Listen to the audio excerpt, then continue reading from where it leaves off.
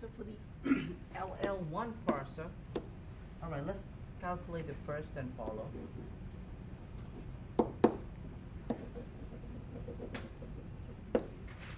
For S and for A. For A, it's very obvious, right? A derives A. And the first of S. What would be the first of S? S could derive an A, or S could derive the variable A, which derives this. So, correct? And now I know the follow of the start variable will contain the dollar, and it may contain others also, but S doesn't appear anywhere else, so that will be the end of it. And what about A? A appears one place on the right hand side, and the follow of that is the follow of the left hand side, so dollar. So we know the first of both contains A, and the follow of both contains dollar. I will just erase this to make place for the LL1 parsing table so we can see it. We can keep that in mind. Now how do I make the LL1 parsing table? The variables, so I'll have S and A, and then along this you'll have the terminals, which is basically A, and then there's also dollar. Okay, now what do we write in this? All right, if I need to from A, or let's say from A, if I need to derive A, what would you write? Yeah, so I'm going to have over here A derives A, because if I need to produce a string starting with A, this is the production that you are going to use. Now, what about this one over here? From S, if you need to derive the terminal A, which production will you use? You can either use S derives A, or S derives capital A, right? Because that first, it could get it in two ways, all right? Hence, because that there is a conflict here in this cell, we can determine that we cannot use this grammar in an LL1 parser, right? Now, next two parsers that we have to answer are the LR0 and the SLR1. So allow me to erase this thing and start building the canonical set of items on the same page.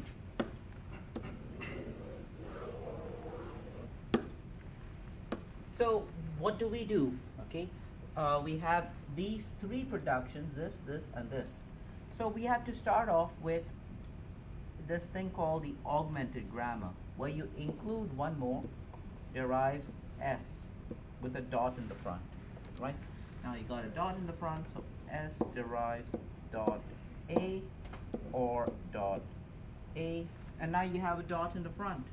So A derives dot A. That's your very first set.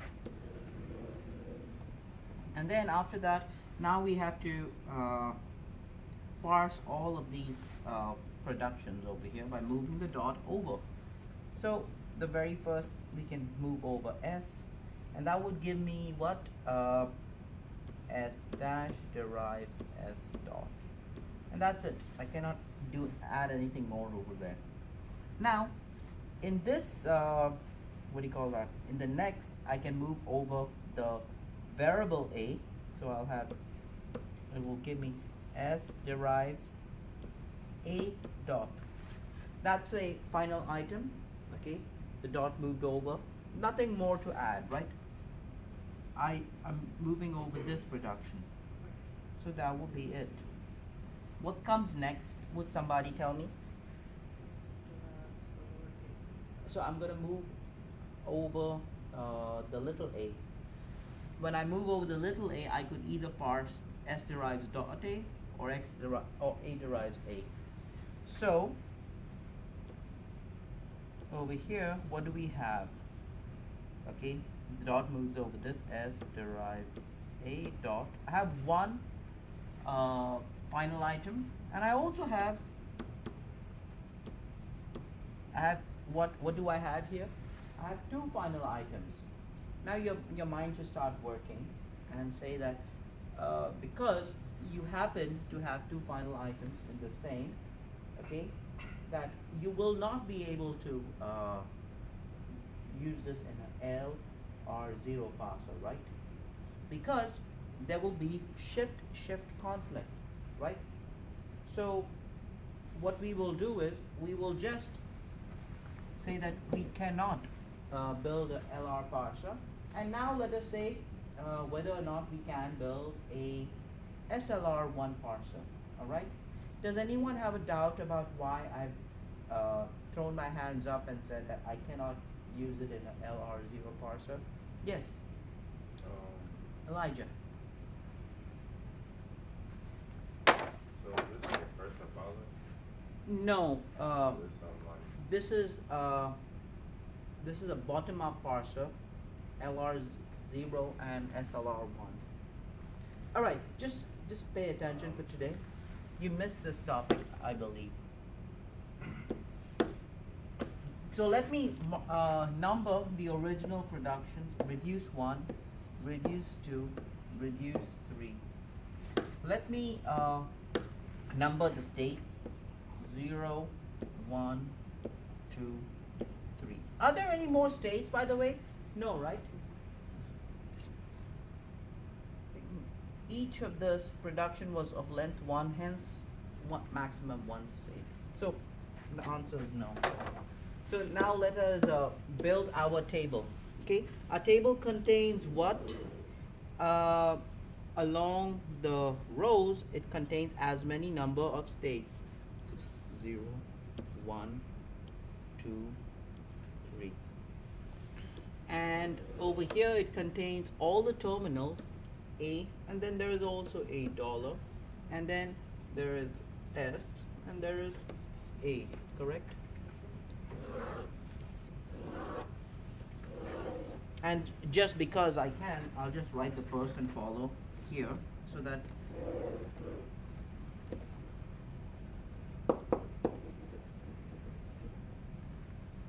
S A A.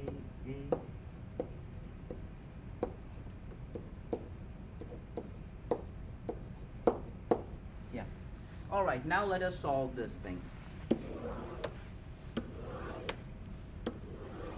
In state 0 on variable S, okay, this is the action part and that's the go-to part. So we go to state 1, right? From state 0 over variable A, we go to state 2, right? State 1, okay, what does state 1 contain? It contains a final item, which is the augmented grammar. Hence, in the dollar column, all right. State 2, it contains, what does it contain? Contains a final item, which is production number 1. So, in the LR0, we would have R1, R1 in both these places. But right now, for the SLR1, we are only going to write R1 in the follow of S, right? Follow of S is dollar, so you'll have R1. Now, So sometimes it's not going to be the dollar column. yes, Oh, that's what I was missing. yes. Okay. Now I have two productions over here in state 3. Both are final items, all right? So this S derives A is production 2, A derives A is production 3. All right, let's see. Where should I write R2? R2 will be written in the follow of S, all right? The follow of S is dollar, so R2. All right, no problem. Let's see whether there is a conflict. Here I have A derives A, all right? This is production number 3. Where should I write production number 3? I'm going to write it in the follow of A. And the follow of A is also dollar. Oops, what did I do? How did I move that? Whatever. R3. So we happen to have a RR, a reduce conflict. All right. Hence, you can say that we cannot even build a SLR1 parser with this ground. All right. Is there any questions about this? Yeah. All right. So let us keep moving fast with the next example. All right. So in the next example, we have S derives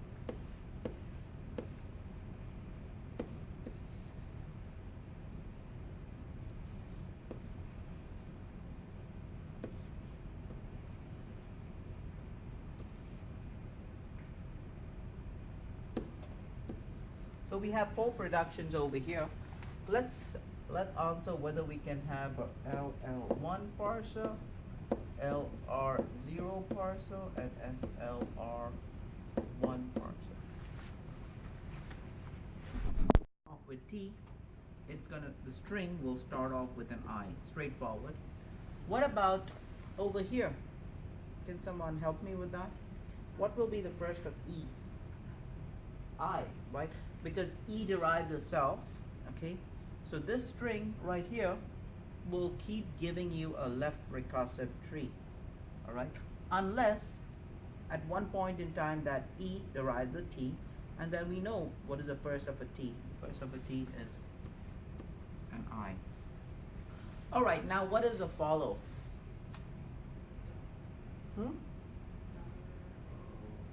Well, we know that we have E as a start, so E will contain a dollar, all right? And then where else does E appear on the right hand side? Huh? Yeah, so E would also contain a plus, correct? Now, I guess that is it. E doesn't appear anywhere else. What about T? What's the follow of T? Well, it happened. The follow of T is the follow of E, right? So you can have plus, dollar, and plus. All right. Now we calculated first and follow. So now you tell me, can we build a LR1 parser with this grammar?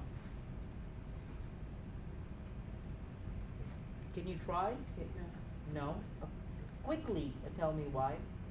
Because the grammar has two routes, I guess. Okay, correct. It Yeah. may be a So now you're even telling me that you cannot build a parser without even building the table. That's good. All right. But just to confirm, we'll do it. I have E and I have T, the two variables, and all my terminals. All right, you have it along here. The way to build a LL1 parsing table is to answer this question. If you have the variable E and you want to build a string starting with plus, can you? No. So don't put anything here. If you have the variable E and you want to construct a string starting with I, can you? Yes, you can. All right. So which will be the production you will use? You have two productions. You have E derives E plus T, which can give you I in the beginning, or you have E gives you T, right?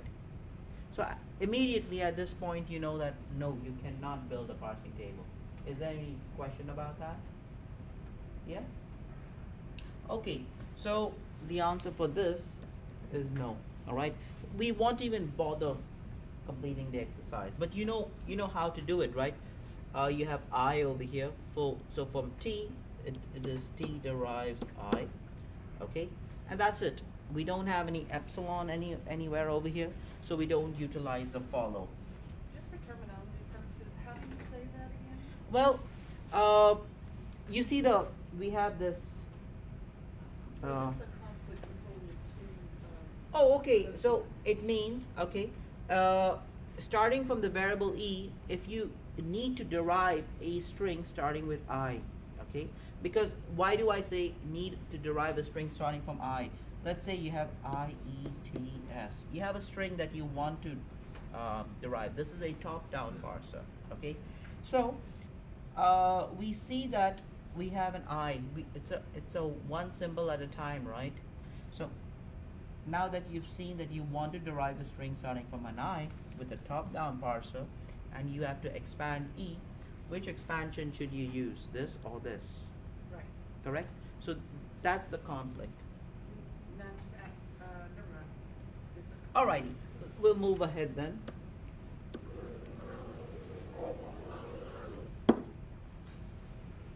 Now, time to tell whether or not you can build a LR0 or an SLR1 parser. So what should we do? We will start off with the canonical collection of items. It's the same, right? No change over there. So let's say I will try to do it over here, and I'll build a table in this corner if I can. I think I can. We have very few items over here. So the first thing is I'll have a s dash derives dot e, correct? I added my augmented grammar, and now because I have a dot in front of e, I have to include the e production. So e derives dot e plus t or dot t, right? Any questions about this? No. Now there's a dot in front of the variable, hence include the e productions, which is already here. And there's also a dot in front of this variable, so include the t productions, right? Okay, and that's your first state. What comes next? Next, let us parse each of these strings. Very first, you have transition over the variable e. What happens over here?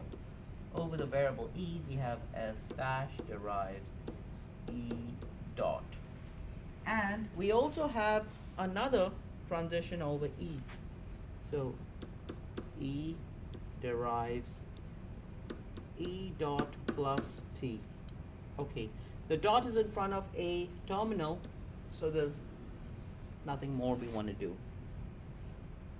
Now I can have a transition over either this variable t. So let's do that. That gives me what? E derives t dot. I have a terminal state, so I stop. And right here, t derives what? I dot. Terminal, terminal. Here I need to move forward, alright? So what happens? Let's see. That gives me over plus will give me e derives e plus dot t. Alright, now I have a dot in front of variable, so t derives dot I. Okay. Now I think the last thing I have to do is move this over t, move this over I. So this would give me over t would give me e derives e plus t dot. Okay. And moving it over I would bring me here, right?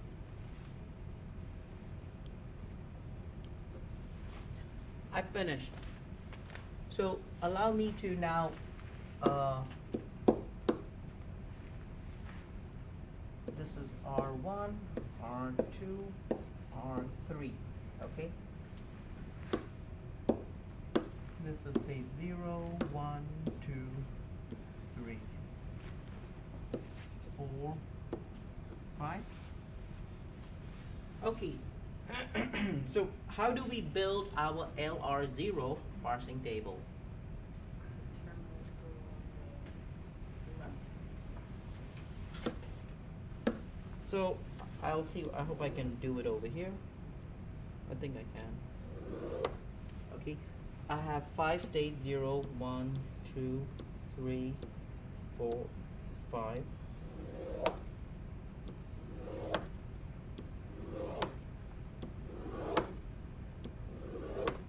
And what are our terminals? We have plus, we have I, right? There's a dollar. And then the variables are what? E and T. So this is our action. No, this is our go-to. This is our action part.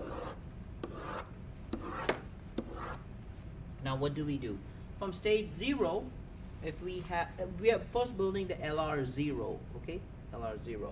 So from state 0, transition on E would take you to state 1. From state 0, transition on T would take you to state 2. This is I here.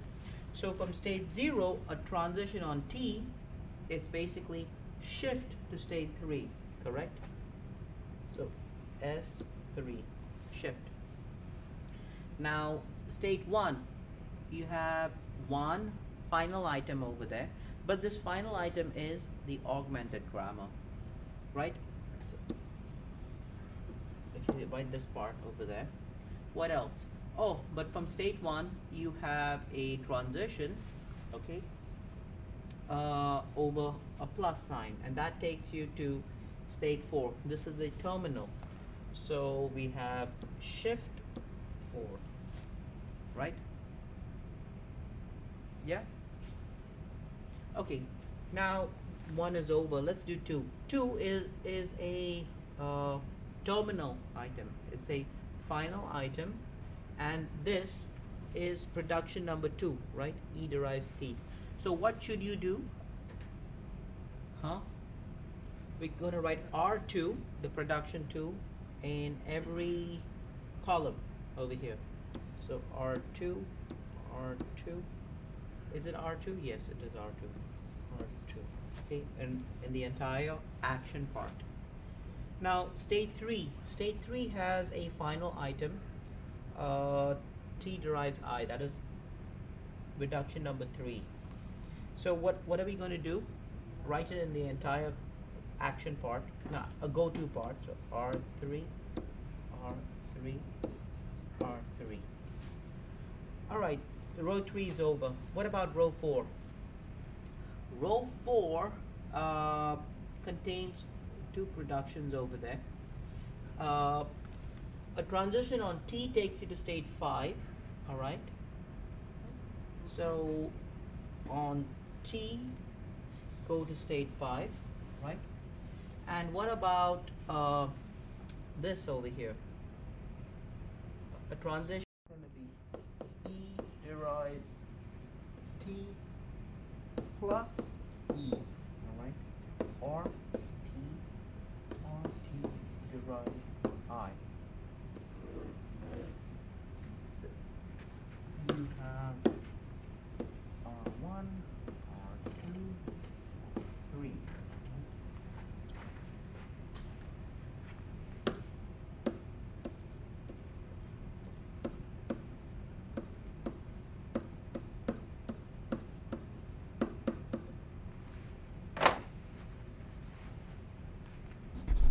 On I takes you to state 3. So this would be a shift 3, correct? Okay. Now finally state 5. State 5 contains a final item, right? And this final item is R1. So what should we do? In the entire R1, R1, R1. Okay. So because we can build the parsing table without any cells having a shift reduce or a shift conflict, we can say that we can build a LR0 parser. Now, if you can build a LR0 parser, we can definitely say we can build a SLR1 parser. Why? Because the SLR1 is a subset of this, right?